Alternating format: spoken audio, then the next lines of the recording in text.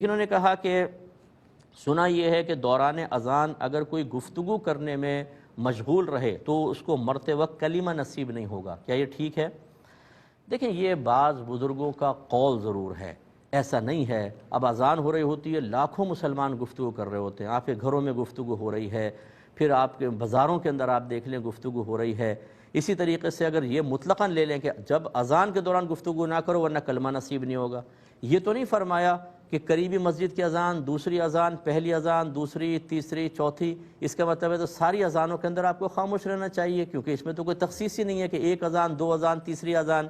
اور آپ جانتے ہیں بعض اوقات 15 منٹ تک اذانیں چلتی رہتی ہیں، پہلے ایک مسجد کی ہوتی ہے، اسی دوران وہ اینڈ پہ آنے لگتی ہے، دوسری مسجد کی شروع ہو جاتی ہے، پھر تیسری کی۔ اس کا مطلب ہے 15-20 منٹ انسان بالکل خاموش رہے، اگر بات کر لی تو پھر کلمہ نصیب نہیں ہوگا۔ پھر بات سے مراد کون سی بات ہے؟ دینی بات ہے، مجبوری والی بات ہے، مذاق ہے، مزاح ہے، فضول بات ہے، یا مطلب کوئی صحیح عذر ہے، نہیں ہے، کون سی بات؟ اس طرح کے کلمات، اس طرح کے جملے جو اتنے مبہم قسم کے ہوتے ہیں، جن سے صحیح نتیجہ نکالنا بہت مشکل ہوتا ہے، ہمارا مشورہ یہ ہوگا کہ ایسی چیزیں عوام کے سامنے بیان نہ کی جائیں۔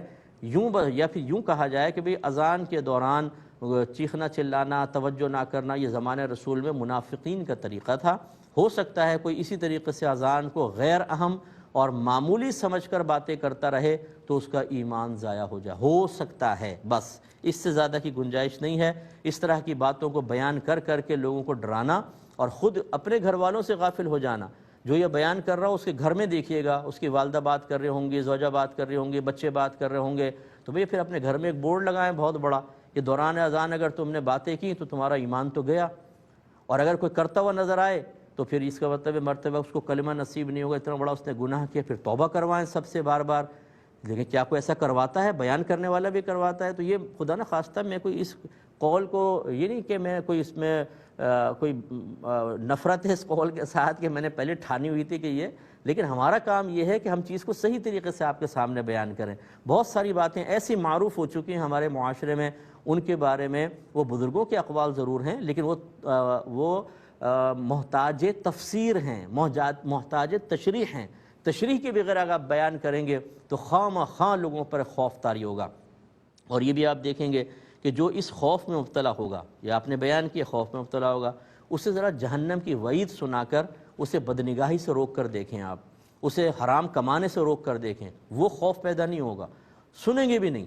لیکن اس قسم کی باتیں کہ جن میں اتنی توضیح تشریح موجود ہو اور وضاحت ہونی چاہیے، اور بعینی ان اقوال کا نہ قرآن سے ثابت ہے نہ حدیث سے ثابت ہیں، لیکن اس میں خوف کا عالم یہ ہوگا کہ کچھ انتہا نہیں۔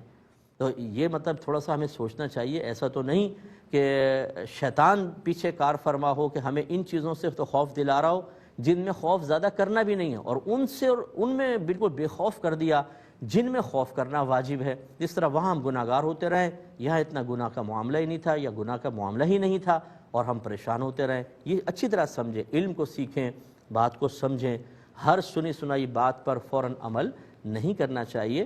اچھے علماء سے، میں تو خیر طالب علم ہوں، اچھے جو علماء آپ کے اطراف میں ہیں ان سے وضاحت طلب کر کے پھر اس پر آپ ضرور عملی قدم اٹھائیں۔ ایک مختصر سا بریک لیں گے، ہمیں یقین ہے